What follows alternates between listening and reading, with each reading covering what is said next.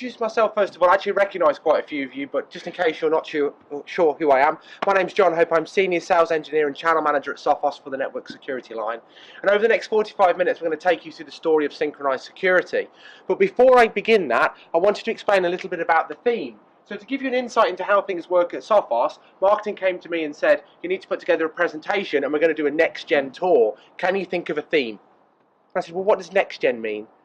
And people looked at the floor and shuffled awkwardly a bit, and eventually somebody said space. So we did a space theme.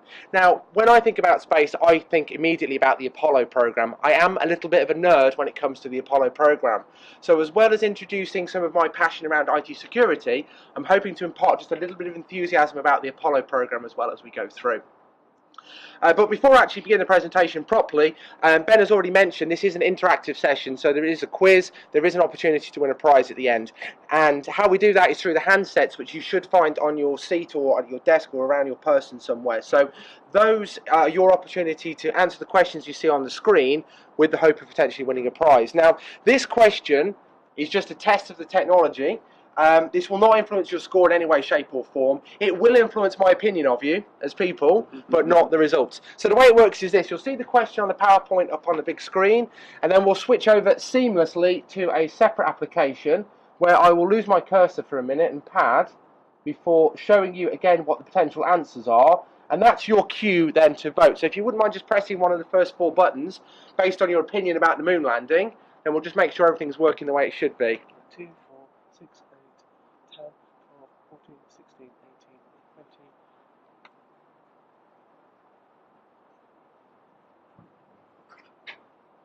Okay, that appears to be working normally, which is good. So let's have a look and see how normal you all are. Okay, most of you are pretty normal. If you answered B or C, then please report for a foil hat later on. We'll get that sorted out for you. And by my estimations, about 3 or 4 of you have seen Star Wars. So if you want to geek out at lunchtime, you let me know. Brilliant, thank you very much. So I'm glad that's working. Right, so some serious stuff then. Personally, I think this is mankind's very greatest achievement. This is Neil Armstrong's left boot print as he steps off the lunar module onto the surface of the moon for the very first time. And to me, it's not so much about that one man's journey, fantastic as it was. It's really about the army of engineers and scientists pushing back the boundaries of technology, not just in the United States of America, but indeed all over the world to make that a possibility. In some respects, that's the end of the story when it comes to that particular endeavour. And what I'm going to show you in just a second is the end of the story when it comes to our endeavours at Sophos around synchronized security. So I'm going to show you how Sophos has taken traditionally separate individual security products and brought them together to work cohesively as a system. So the presentation is somewhat on its head, because I'm going to show you the conclusion first, and then we're going to go through the steps and the components that make that a possibility. So you're going to see in just a second an absolutely ideal Sophos customer. This Sophos customer has invested in Sophos Central Endpoint Advanced. They have bought our Intercept X products for next-gen threats. They've got the XG Firewall sitting at their gateway, and they've bought our latest Safeguard file and folder encryption. And like I said, you're going to see how those individual components work together as a system and provide our customers with better security. So, off we go. The first thing to know about Safeguard is everything is encrypted by default using the latest version of Safeguard. So when a user creates a Word document and saves it down, you'll see that it's automatically encrypted. I know it's a bit small, but there's a little padlock there. You can right-click on the attributes. You can see that that file is encrypted. Now, I've also mentioned this end user has Sophos Central Endpoint Advanced. You don't have to be an SE to know that a big green tick means everything is working the way it should be.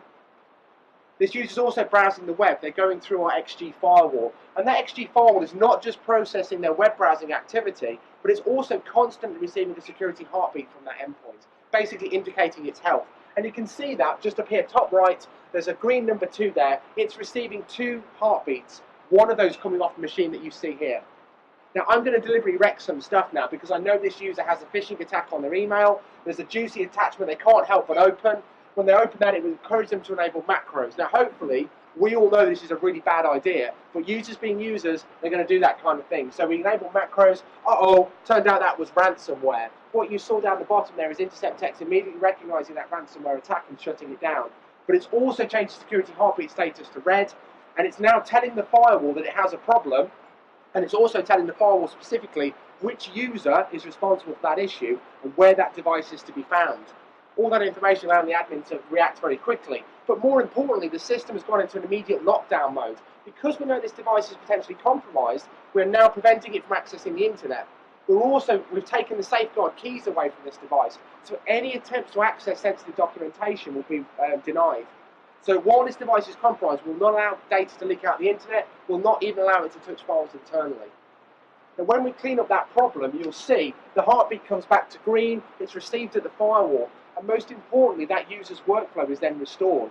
So if they want to go back online at this point, now we know the device is healthy, they are welcome to do that. If they want to go and open encrypted documentation, we gave the user the keys back, and they can do that if they want to. That's no problem at all. So all the time when that device was potentially compromised, we locked it down. Now it's clean, it's allowed to go back online again. So that's the defense. We can also learn from that attack as well. So this is the root cause analysis, which is part of Intercept X. You can open that up, and you can very quickly see that 19 business files were impacted as a result of this attack. And you can open up the visualization. It looks a bit like a Jackson Pollock, but what's going on here? It's showing you visually all of the actors involved in that attack chain. And we are looking for two key events. The first of those is the beacon event. The beacon event is the thing that we convicted of being malicious. In this case, it's a Sophos tester executable that's trying to encrypt files beneath it. Then we can follow the attack chain up, and we've got a little red dot there, which is the root cause. In this case, the root cause is WinWord. Remember, open that Word document? This is where everything went wrong, and everything else you see spiraling out around it are other processes being spawned, files being contacted in light blue, registry keys being dropped in mid blue, and network connection attempts either internally or externally across the internet being indicated in orange.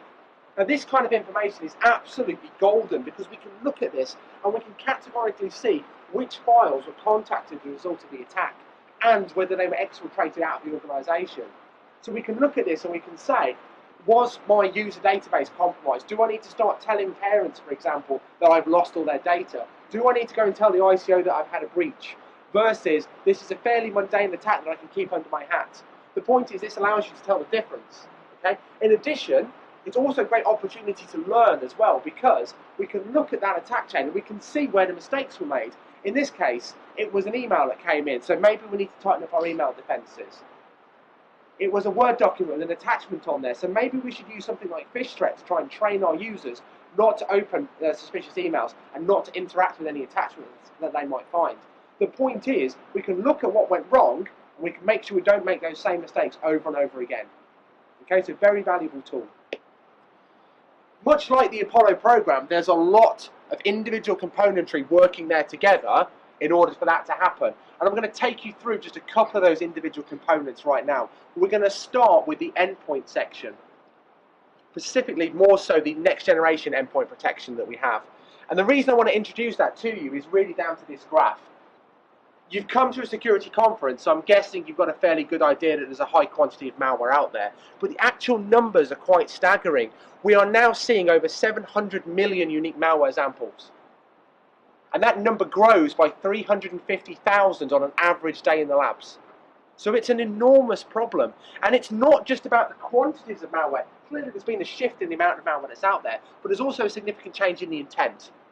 Once upon a time, it was all about geeks out geeking other geeks, turning screens upside down, messing with the cursor, screwing around with your icons. Now, it's about encrypting all of your data and then holding you to ransom for it. So it's a very significant shift in the intent. And that ransomware story really starts out way back in sort of the mid-noughties, when we were looking first of all at misleading applications that would scan your computer, basically tell you you've got a bunch of problems, and offer to fix those in exchange for a small license fee. Complete rubbish, didn't really do anything. Users often were duped into paying that fee, however, and over time, people have started to realise that maybe this isn't as effective as it claims to be, and the effectiveness of this attack vector went away. So the cyber criminals shifted over to look more at the security angle. In kind of 2005-2006 time, this is when people started to realise in the mainstream that malware was a bit of an issue. So cyber criminals recognised this and started to push out what they claimed to be antivirus software that basically would perform a lightning fast scan of your computer, tell you there are a bunch of viruses there. Complete rubbish, because the only virus you had was actually the one you were looking at front and centre. But again, same business model. Pay me a license fee and I'll clean this problem up for you. And largely thanks to the media, people became aware eventually that this was complete rubbish. So we started to see a little bit of a subtle shift, maybe a slightly more sinister turn. So about 2008 sort of period, we started to see strains of locker ransomware that would either lock your browser or lock your computer wholesale, changing the way it boots so that you were presented with a screen like this. And it would be regionally specific as well, so they would use information like GeoIP to work out where you were browsing from and then deliver you something that was regionally appropriate. Now, I appreciate the text is a bit small, but what you're looking at here, for example, are two locker strains that claim to have come from different police organisations, essentially telling the victim they are doing the internet wrong. You have downloaded copywritten material, you have browsed pornography, and unfortunately things like child pornography are often bandied around in association with this sort of thing. It's playing on people's paranoias that Big Brother is watching them all the time. Fortunately, however, the shining beacon of light is if you pay a fine through one of these slightly dubious payment methods, then the police are going to get off your back and the problem's going to go away. Because, of course, that's how our justice system works, right? It's surprising how many people, I see a few smiles, it's surprising how many people fell for this. Some of my favourite stories that I've heard over the years have been where people have taken laptops to police stations and basically gone, I don't know what I did, but you got me, I'm here to pay my fine. I'm here to turn myself in. And of course, the old bit are looking at this person thinking, what on earth are you talking about? Because there's no substance behind this. This is pure, simple social engineering. Okay? However, once people started to realise that they could get around this by doing things like safe boot and using antivirus products to clean this up, the effectiveness of even this attack vector went away. So we started to see another shift. About 2013, we started to see strains of crypto ransomware. This is a type of ransomware then that encrypts all of your data, using a very strong encryption key, and the only real way to get that data back is to pay the fine and hope that they will give you a key back to unlock your data.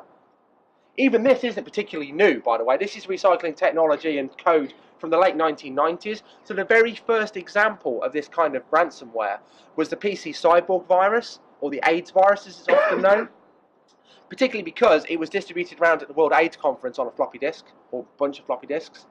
It did, however, have one significant flaw. And that significant flaw is the fact that there was only one encryption key, which is a little bit silly when you think this is a fairly tight-knit community of intelligent individuals. They worked out that once one person had paid for the key, they could share that around between everybody and unlock their data again. So as a business model, it was pretty badly flawed. The authors of CryptoLocker, however, didn't make that same mistake. Every victim got their own unique encryption key, and it was far more successful as a result. Now, if we fast forward to more recent times, we're seeing an interesting shift again in the way that ransomware is working, because it is blended with more traditional malware techniques. So what you're looking at here, if you're not certain, this is WannaCry and this is Petya, both of which were distributed around using a blend of network worms. Network worms hasn't been a thing since the mid-2000s, but all of a sudden we're seeing ransomware mixed with network worms, and without putting too fine a point on it, also blended with code that is effectively a cyber weapon stolen from the NSA, means we have this almost perfect storm, and that's why these two strains have done so much damage, and that's why they've hit the headlines. And if it wasn't for certain fundamental flaws in the coding and the way that it was put together, these two things would have been way more significant. I'm not down crying what happened, and I apologise if you happen to be a victim of one of these things, but believe me, things could have been an awful lot worse. There was a kill switch effectively baked into both of these that fortunately people detected. Otherwise things could have been way worse. Okay, so that is still just the tip of the iceberg. Those are the headlines. There are 200 plus crypto ransomware families out there that are all subtly different. And this really presents us in the IT security industry with a real significant problem. Because it's clear the approaches that we've taken up until now are not maybe as effective as they could be when it comes to ransomware.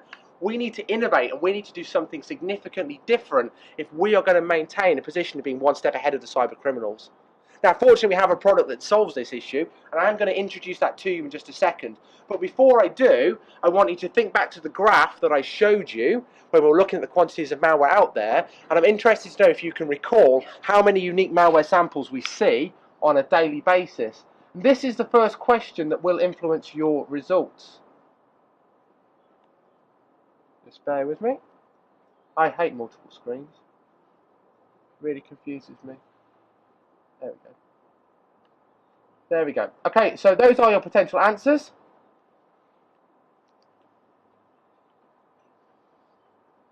wait on a couple more. Brilliant. Okay, thank you. So pretty much all of you spotted that. 350,000 unique malware samples. I reckon one or two of you might have seen Jaws as well. So thanks for that. Excellent. Okay, so let's get the marketing stuff. We'll go straight on to the product. The product in question I was referring to is Intercept X. Now this is a product, if you came here last year, we were introducing. Just as a little bit of a reminder, Intercept X really has three key purposes. It's our next generation endpoint protection, and what it's intended to do is answer these three issues. The first of those is blocking advanced strains of malware like ransomware. It's also there to deal with zero-day threats and make sure we protect against those, and it's there to produce improved visibility. And how we answer those are relatively simple. The first of those is quite easy to articulate. This idea of anti-ransomware is the thing that has really captured our end users' imaginations, because they understand that ransomware is such a prevalent problem, and this is a really simple solution, because what it does is watch how processes are interacting with the file system, and if we see a process is encrypting a bunch of data, we shut it down, we prevent it from encrypting anymore.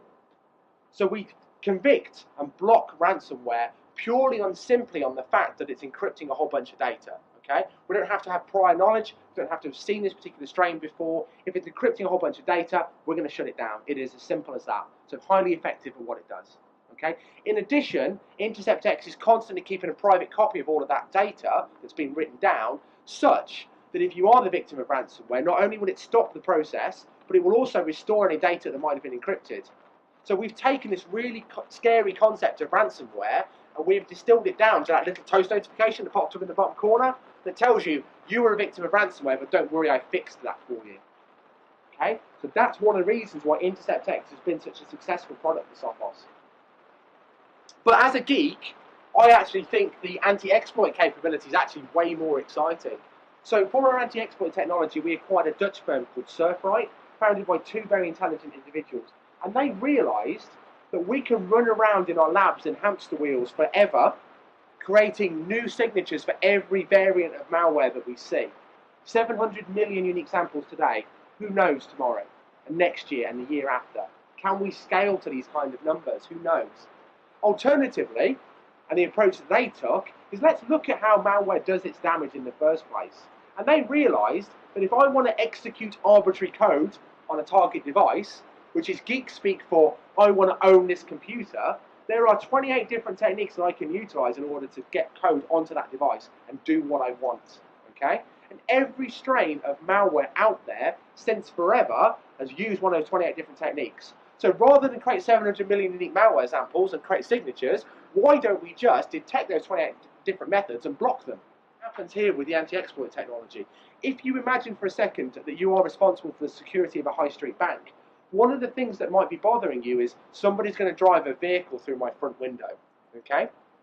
If you are reliant on signatures and signatures alone, you need to create a signature for a blue car, a red car, a yellow truck, a JCB digger. That happened on my high street, but maybe we'll save that story for another time.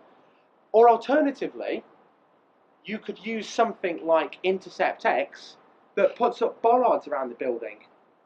And instead of looking for individual types of vehicles, we can just mitigate against the technique of ram raiding in the first place. And if somebody rocks up with a vehicle that we'd never considered before, like a pink Mini, nobody drives a pink Mini, then that's not a problem, because the bollards are there to protect the physical infrastructure. We don't have to worry about whether we've classified that particular type of car or not. And that's kind of how we do this in the cyber world. And then the third tier is really all about the extra detail that we can get out of Intercept X. So that root cause analysis capability that I showed you, where we can look at the attack chain, we can see what's been contacted and how that malware has interacted with our system. Which is great, but it also allows us to clean up as well. So one of the hidden benefits of Intercept X actually is that taking all the knowledge and looking at where code has been dropped and files have been messed with means that we have that knowledge and we can perform a far deeper level of clean. If one of our users is the victim of some strain of malware, we can restore everything back to the state it was in originally, so a far more deeper forensic clean as a result. So that's where the product is today, but we are adding in some new technology and some new features very soon to Intercept X. Some of those we're really excited about. In particular, well actually disk and boot record protection is already in the product. And this is designed to capture those types of ransomware that do things slightly differently and basically encrypt the device's hard drive wholesale. So Petya is a great example of this. And in fact, this was released just about a week before Petya, so we couldn't have timed it any better. And it was proved in the field when it actually started to block those attacks. And what it's designed to do is recognize where the master boot record of a computer has been edited, such that next time it boots up, it's going to be encrypted and it's going to lock that device down. So we prevent that change from happening so that we don't have a victim next time they boot up who has that lock screen in front of them. We've also added in credential theft protection. Now, your computer's really good at storing loads of data about you, like passwords and credit card data and that kind of thing, which of course is all really interesting if you happen to be a cyber criminal. So what we've put in place is detection methods to recognize where cyber criminals are trying to scrape this information out of places like memory and scrape it off certain areas of the operating system and file system to make sure we don't leak that data out of the organization. Then we've also got improved process protection as well, which covers a multitude of things. But one of my favorite examples of improved process detection is this concept of what's called code caving. So I'm sure you are all aware that it's very easy to go on the internet and download cracked versions of software that are illegal but also effectively free of charge. One of the side effects of actually downloading that kind of code is that often cyber criminals will hollow bits of it out and then insert their own code, so that while you're sitting there merrily using your hacked version of Photoshop, let's say, simultaneously there's code running in the background that's doing bad stuff on your device. And one of the things that improved process protection will do is detect that bad code running in the background. But by far and away, I think the most exciting element of the next version of Intercept is going to be the inclusion of our Invincia technology. So Invincia is a machine learning company that we acquired about 10 months ago now. And it was deemed to be the gold standard when it comes to machine learning, because they don't just do basic machine learning, they also have this capability of what's called deep learning. So it's a more advanced variant of AI and more advanced variant of machine learning technologies. And what we want to do with that Invincia engine is use it to classify malware based on the content of the code and the attributes of the file pre-execution, rather than waiting for it to start trying to do bad stuff and using the technologies already within Intercept X to block things. So we're going to take what is already a highly effective product and we're going to take it to the next level with the inclusion of this technology. It's worth talking a bit about deep learning as well, because it's quite an interesting little bit of science here. If you're into your data science, then you may find this quite interesting. I don't know if you've ever wondered how, when you go into things like Google, for example, when you ask for photographs of dogs, ever wondered how those things get there? Often it's deep learning, actually recognizing the attributes of images and pulling out the right images for you. This is the best sort of analogy I could think of for the real world, because the idea of deep learning is quite an abstract concept. So, to give you an idea, machine learning might look at this and say, well, I know that a dog in this case is largely white, and it's furry, and most of the fur is hanging down.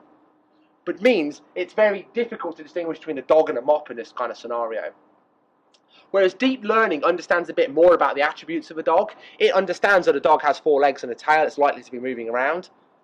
It also knows that a dog has 2 eyes, a nose, and a mouth, and if it finds those in the right arrangement, that is a group called a face. And a face is also an attribute of a dog. So it's taking its broad knowledge of the real world, putting things into groups, and then applying that group knowledge to produce more accurate results. Probably a better analogy is the good old-fashioned parrots and guacamole. Anybody ever got those mixed up? I think the consequences of that would just be horrendous. I wouldn't want to see what would happen if you got that wrong. But this is a great example of how, in all honesty, computers are fundamentally dumb by nature. So if I tell my machine learning engine that a parrot is 60% green and 40% red, then this part of the guacamole is as equally as a parrot as the parrot that's right next door to it. But deep learning has the knowledge that the red is to be found in a single place in a group, primarily on the crest of the parrot, primarily found in conjunction with attributes like the eyes and the beak. So it understands that broader context. It also understands that one of the attributes of a parrot is the fact that it has a feathered texture. And it takes all of this knowledge to produce more accurate results, which of course is really important. Coming back to why we're going to use this for malware, we want to make sure we detect the malware, but simultaneously we don't start blocking stuff that is actually legitimate traffic. We don't want false positives. Having this grouping arrangement as well also helps us to have a model that scales. So traditional machine learning actually gets to a point where it tops out. It can't get any smarter because it's looking at attributes individually, once you start training it on too many samples, it actually starts to break the model down. There are, of course, always exceptions to the rule, as we all know. So actually, if you extrapolate this graph out over time, eventually traditional machine learning techniques actually start to tail off. They become less effective because those exceptions to the rule start to break the model down. Whereas putting things into groups in the same way that the human brain does means that deep learning can actually, first of all, become more accurate, but then also scale out over time, and you can throw more and more and more samples at it, and it will continue to become more effective at what it does. Now, this is key for us because the reason we want machine learning in the first place is we want to classify that 700 million malware samples we've got out there as a basis point that we can then use that knowledge to recognize new malware strains, new ransomware strains as they evolve. We need a model that grows with us. Bearing in mind we have 350,000 unique malware samples on a daily basis coming in today. We need a model that's going to grow and grow and grow so that we can continue to offer that protection. Now, I think I've talked about most of the key benefits as we've gone through, but just as a reminder, deep learning gives us the ability to have a model that scales and becomes more accurate over time. Very important given the amount of data we've got to throw at it. It also produces a model which is highly performant. So the machine learning engine here is 20 meg size. So it's a very small impact on the end user's device. But most importantly, it is highly accurate at getting it right and not producing false positives. So that's why we're so excited to introduce this machine technology into the next generation of Intercept X. And like I said, it's going to take what is already a highly effective product and really push it to the next level.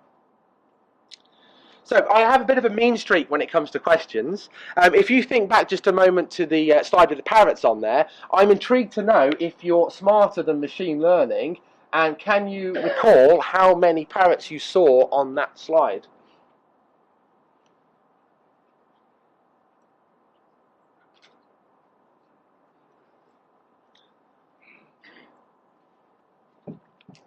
Okay, right, thank you. Oh, okay. Most of you are in consensus, but you're all wrong. Who said 13? You were right. There's more than one parrot on some of those images. The first time I did this session, we actually had to go back and look at the parrots again because somebody was so passionate about how many parrots were in there. And I really felt for some individual yesterday who they'd got the right idea because they counted up all the dogs. So, you know, it's so close. Just picked the wrong animal, unfortunately. Never mind. Cool. Okay, so we've talked about the endpoint component. One of the other key components around synchronized security is our network product. And when we're talking about synchronized security at Sophos, we really are focusing on our XG platform. So just in case you're not aware of the XG device, well, I say device, it is primarily sold as a device. It can indeed be virtualized. Either way, it sits at the edge of your network, and in simple terms, it's there to decide what is allowed in and out of the organization. It is a firewall. But in addition, sitting where it does at the edge of the network is a great opportunity for us to carry out additional content inspection. So you can buy additional subscription services for this and have it act, for example, as a web content filter. You can use it to block sites that are either unproductive or unsuitable, like gambling, pornography, sports, you know, whatever you wish.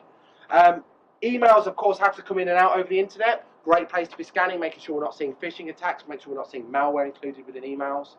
Sitting at the edge of the network where it does means it can see the internal infrastructure. It's a great place to run a wireless controller, and you can dot our access points around, and you can use that to run both corporate and guest access for users.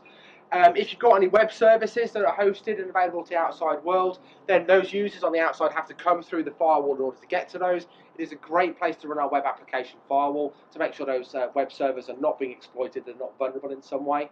So you can see there's a lot of features in there. In fact, there are over 6,000 features, so I hope your seats are comfortable. What we're going to do is just focus on some of the key ones that really make the XG stand out. And the first one I want to talk about in a bit more depth is the dual antivirus capability.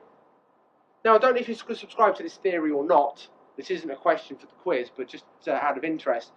Some people like the idea of having two different antivirus products on their network. One on their endpoint and a different one at their gateway level. Now, this presents us with a problem at Sophos, if I can be candid, because we want to promote synchronized security. We know synchronized security is better, but that means you're going to have to put Sophos everywhere on the network and everywhere on the endpoints. And it means that those two objectives are somewhat at odds with one another, which is why we introduced the capability of dual antivirus.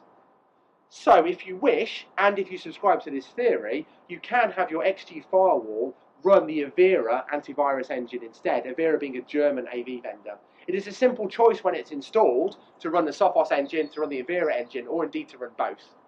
Okay, so if you want different products in different places, you can achieve that. We don't charge any extra for it, by the way, it's just a choice. You don't have to pay extra money to Avira for this, it's just, like I said, it's just a choice. But if you want that, what I would say is a perception of defense in depth, then that gives you that capability, that option. A little bit lower down, I've talked about intrusion prevention. So intrusion prevention, or IPS, is designed to close off those potential vulnerabilities I talked about when we were talking about the endpoint. We were talking about exploiting loopholes within software.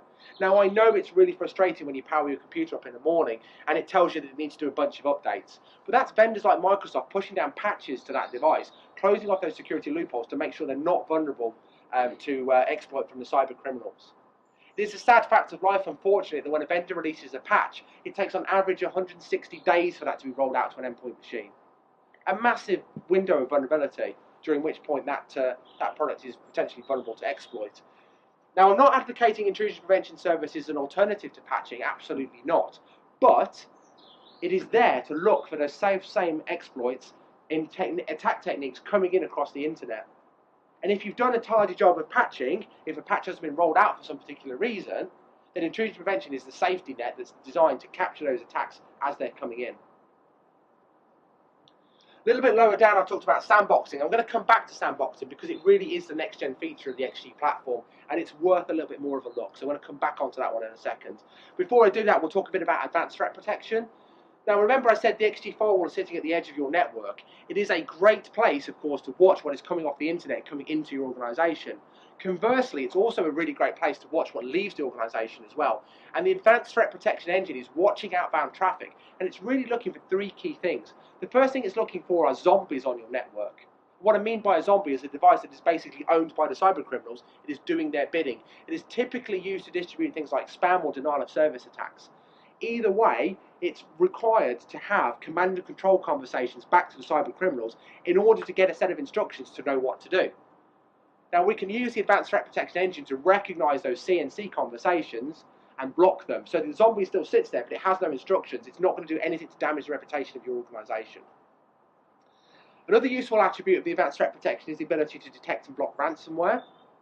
The architecture of most strains of ransomware, not exclusively I might add, but almost always, is that an endpoint machine becomes infected, it then runs off to the cyber criminals and asks for an encryption key, and then utilizes that key to scramble all the data on the device.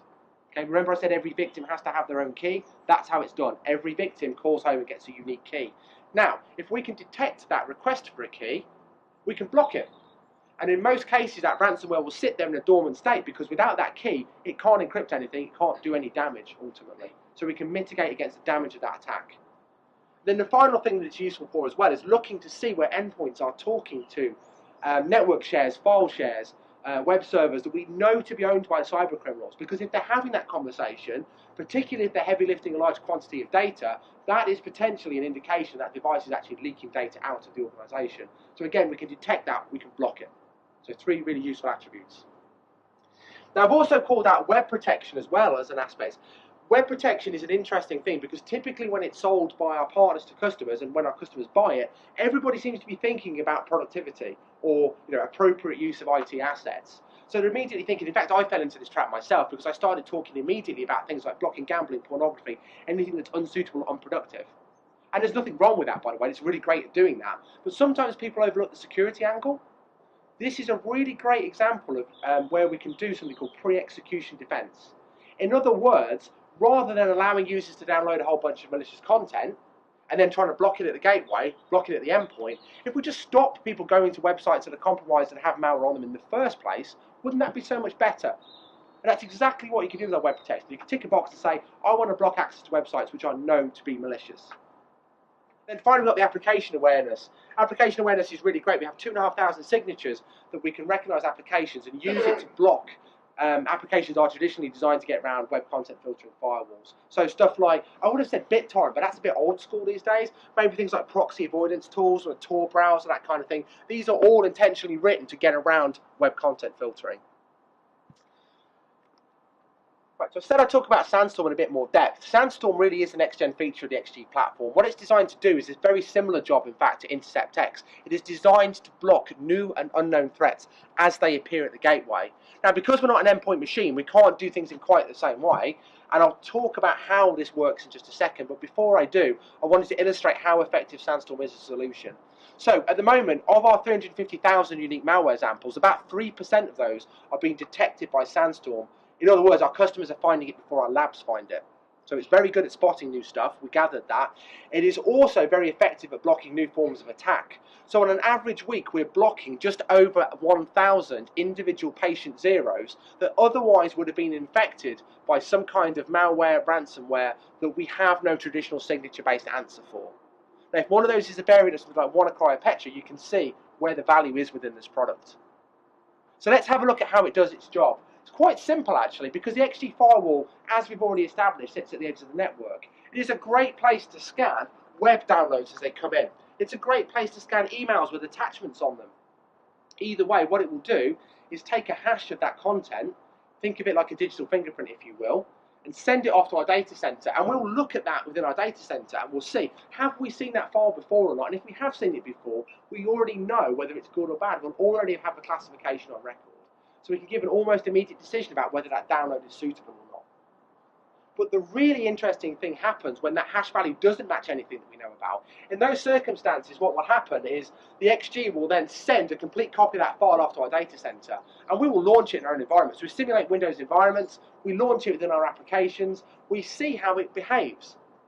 If it runs off to the cyber criminals to go and get keys, if it tries to encrypt all of our data, whatever malicious behavior it exhibits, for one, we can see it in our data center, but more importantly, any damage that's done happens up here, we take the hit on it rather than it be one of your computers. And we don't care, because it's a virtual machine, we have no emotional attachment to it. If it gets damaged, we'll just kill it, build a new one, it's no problem, we'll just move around and go around again.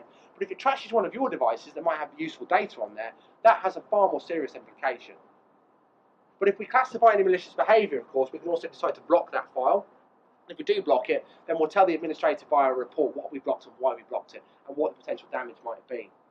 So when you're justifying your purchasing decisions, I would strongly advocate dusting off that report. I bought Sandstorm, look what it's done. Look how it's defended the organisation. It's a very great proof point. Okay. So I mentioned how effective Sandstorm is. I wonder if you recall how many attacks it's blocking on a weekly basis right now. And those are your potential answers.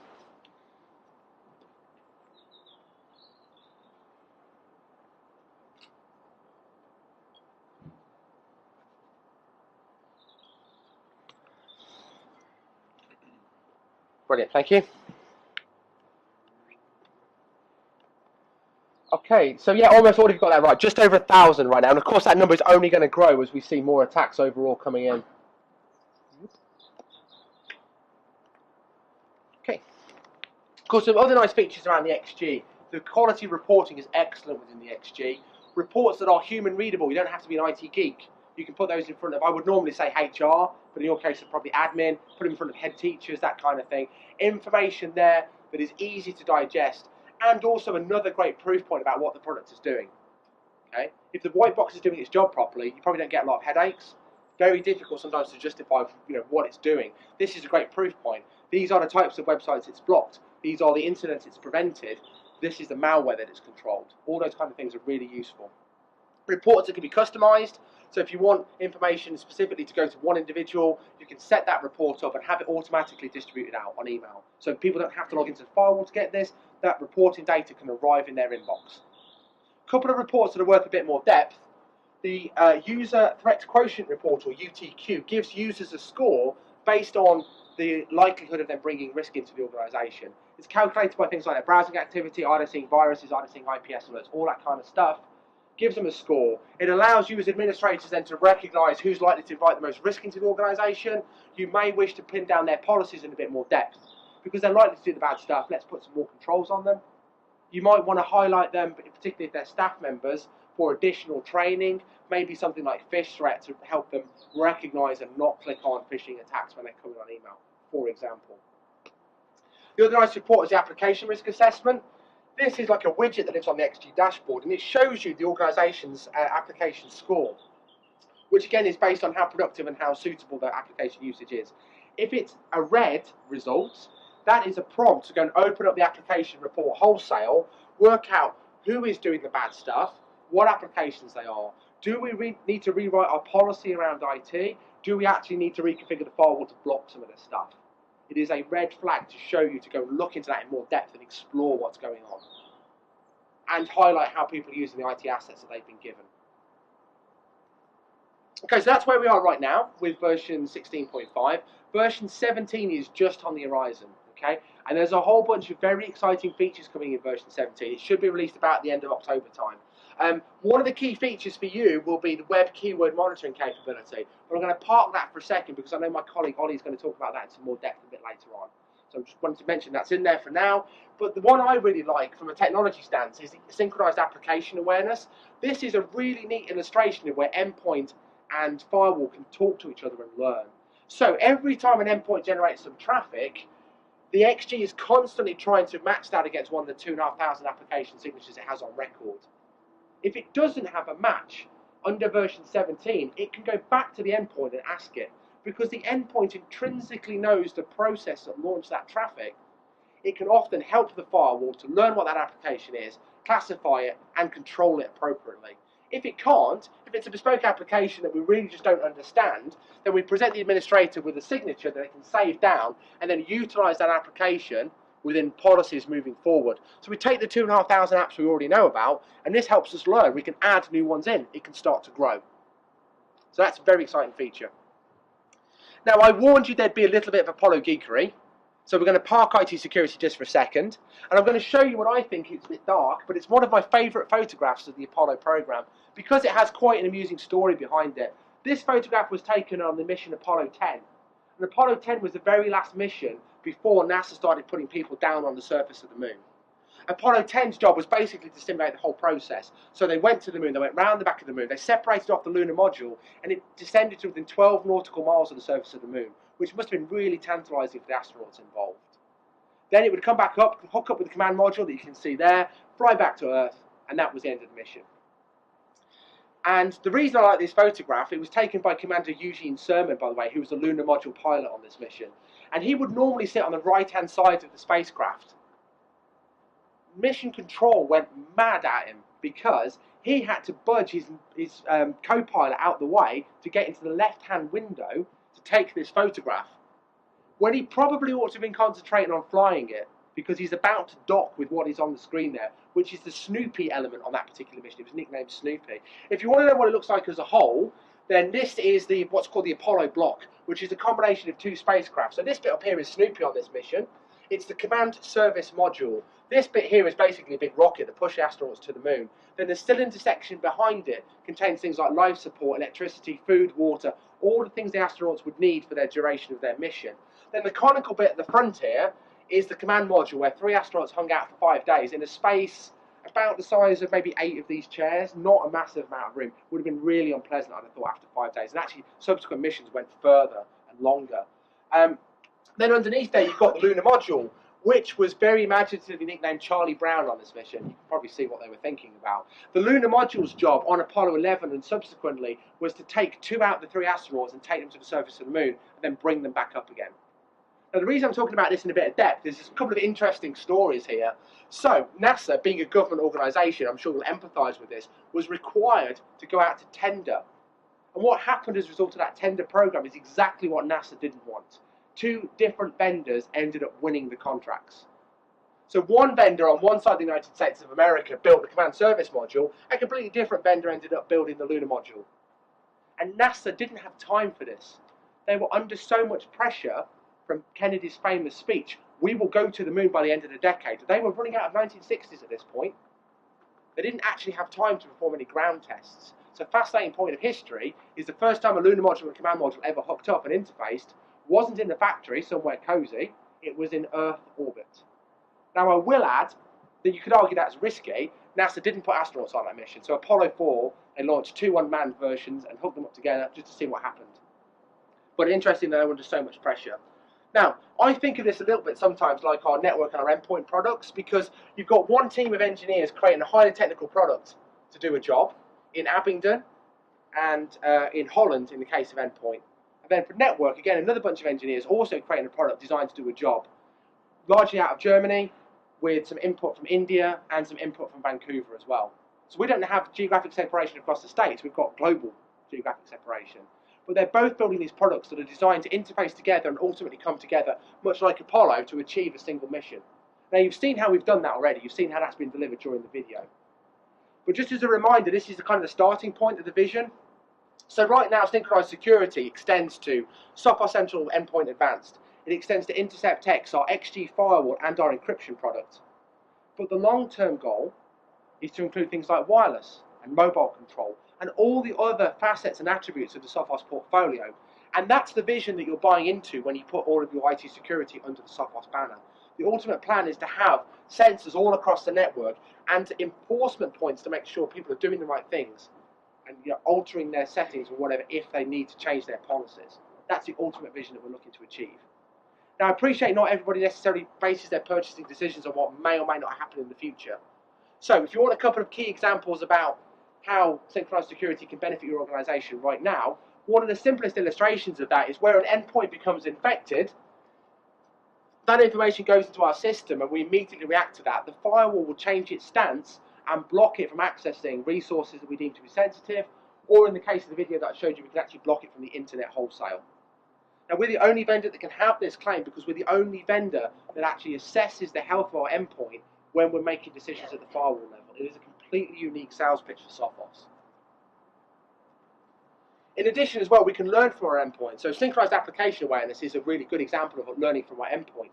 But a more simple illustration is, again, when that device becomes compromised, information is immediately flowing to the XG firewall, and it can tell the administrator practically instantaneously who the user is that's responsible for that risk, where that device is to be found, the nature of the risk, and the place that you'll find it on that computer.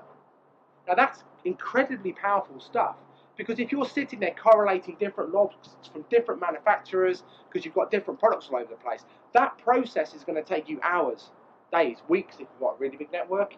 This gives you that information within seconds and allows you to act, react, and make sure we don't allow threats to run rampant across the network. It allows you to shut that threat down almost immediately. So it's incredibly powerful. And again, we're the only vendor that can do this because we're the only vendor that talks about endpoint in any kind of meaningful way. So again, another unique differentiator for Sophos.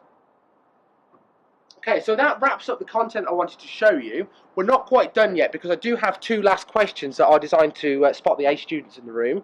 So you know how this works already by now, but this one is a little bit different because there are 3 correct answers to this question, and the question is, which of these products have synchronized security capabilities? And your vote is registered based on the first 3 buttons that you press.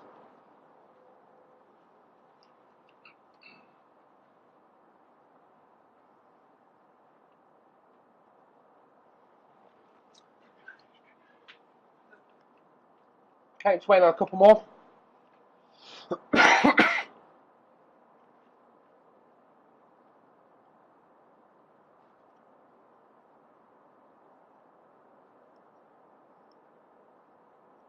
Okay, I'll call it there. So pretty much all of you avoided the trap. Sophos on-premise managed endpoints do not currently have the capability to support synchronized security. They will over time, but not just yet. So if you like what you've seen about synchronized security, that is an option that's available to you, but you will need to migrate over to our Sophos Central Endpoint Advanced. We do have tools both technically and commercially to get you there, and obviously Virtue or any of my colleagues can guide you through that process in more depth if you want to have that conversation.